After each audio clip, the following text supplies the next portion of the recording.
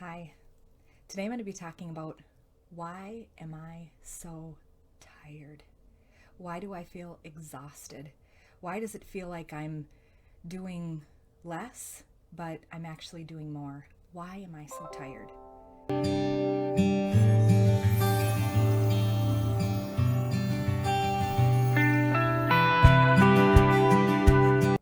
My name is Heidi Waldoch, and I'm a licensed marriage and family therapist and also the owner of Bridging Hope Counseling. We have offices in Lino Lakes, Rogers, and Buffalo, Minnesota.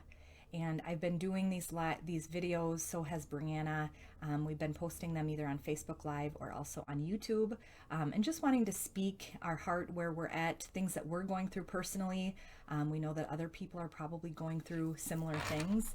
And so helping to just kind of give some normalcy to what it is that we're going through and speak some of this.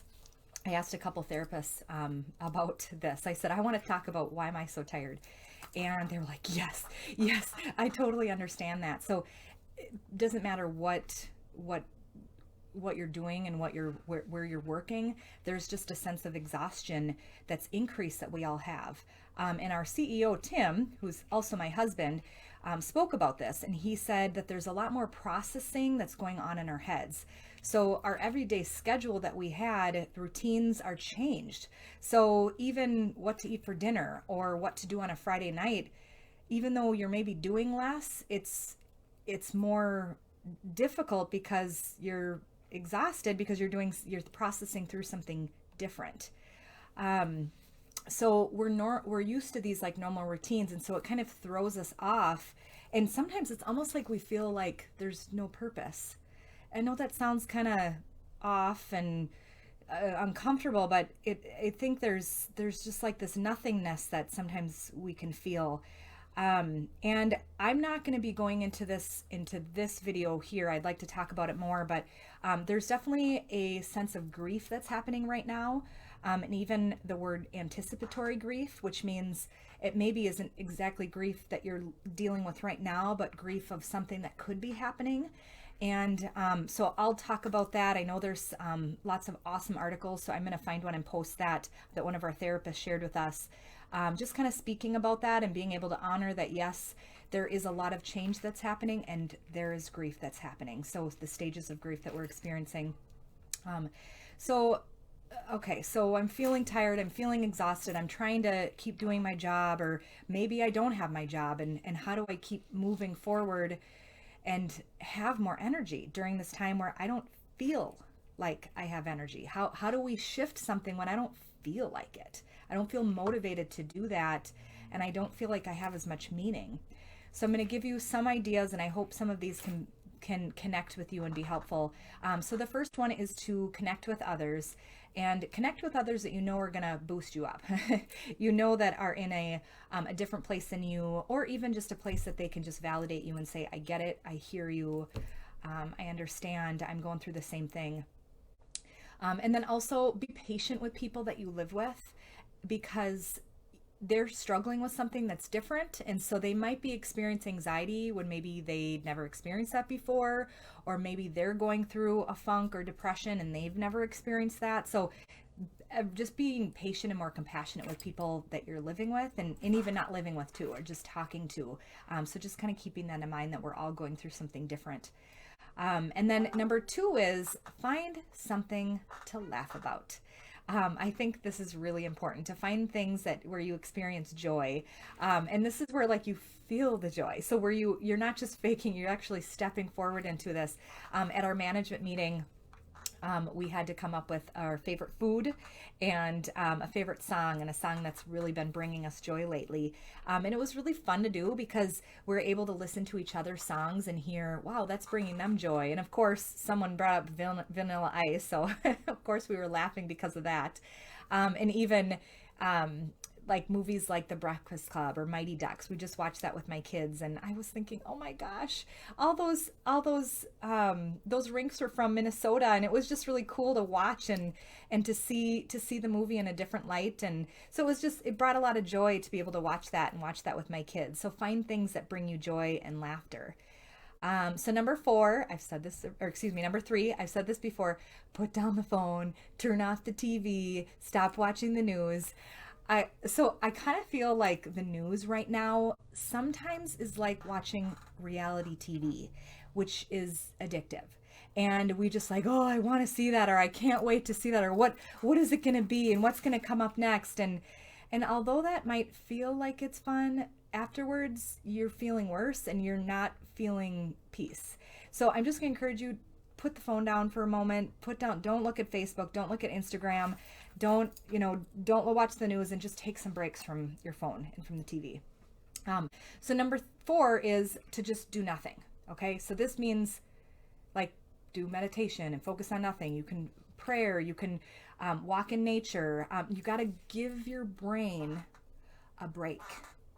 And the reason why you need to give your brain a break is because it's doing a lot more, and it's doing a lot more different things. And it's so important for your body for this. So I'm actually going to guide you into this, because I think sometimes some of us don't know how to do this.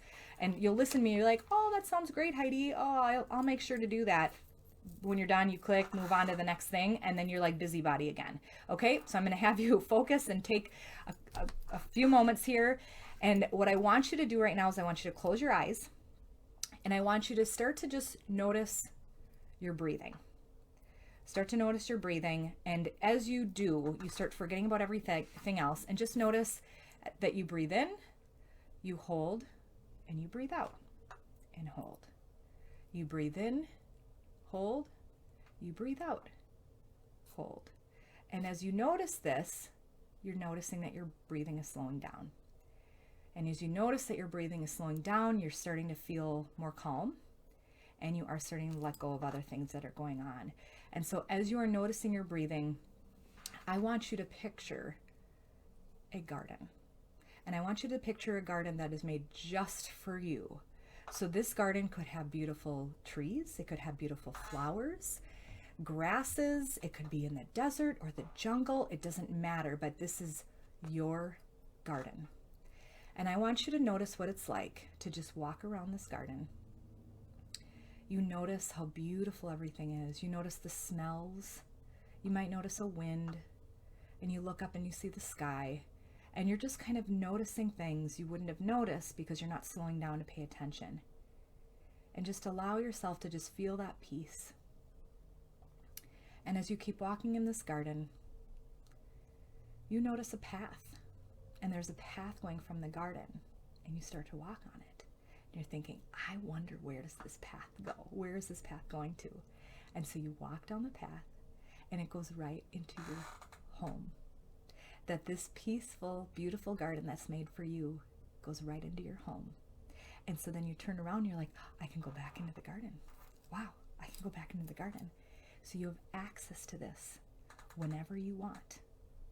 And as you walk back to your home, you notice, wow, there's some other paths. There's a path to the beach. There's a path to some mountains.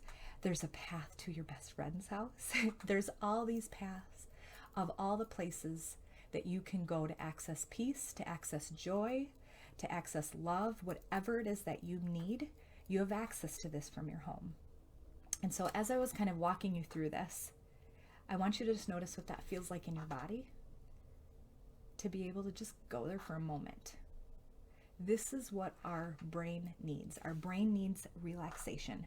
Our brain needs that nothingness to be able to step into that peace. Because then when we move back into work or schedules or dealing with the kids or maybe watching the news or whatever it is, we're refreshed and we're more energized and we are less tired. And so we need these things for our body and our brain to be able to step into that peace. And so the fifth one is exploring new hobbies. Okay, I've talked about this before, but you want to have a sense of accomplishment of, wow, I did that. So do a puzzle, do a really hard puzzle, see if you can get through the puzzle. Try skateboarding, try, rollerblading, try something different that you wouldn't have done. Our neighbors have a trampoline and I was jumping on it with my kids and I'm like, oh, I wonder if I can do a flip still. And I totally could still do a flip. So I was like, before I went to bed, I was thinking, Good job, Heidi. You could still do a flip on a trampoline. And it was a sense of accomplishment, even though it was something little. We need to have those little senses of accomplishment. So think about things like that you can do, even if it's just for a moment. And number 6 is find a routine and find things that you can work and kind of stick with it. So you're not having to reinvent and keep processing and thinking through things.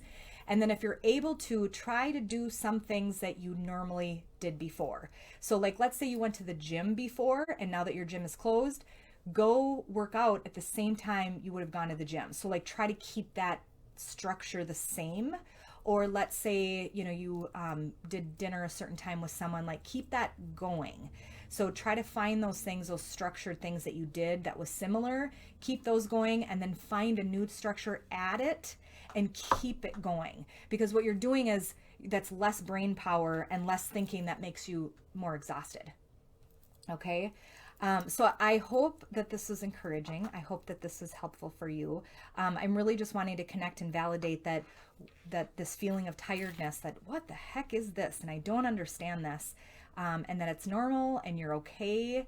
And that there is a concept behind us grieving. And so I'll talk about that in a different message. Keep watching the messages that we're doing. Please support us by liking our YouTube channel and subscribing and clicking the bell for notifications for new videos. So we appreciate your support and just sending you peace for the rest of your day. Thank you very much for watching.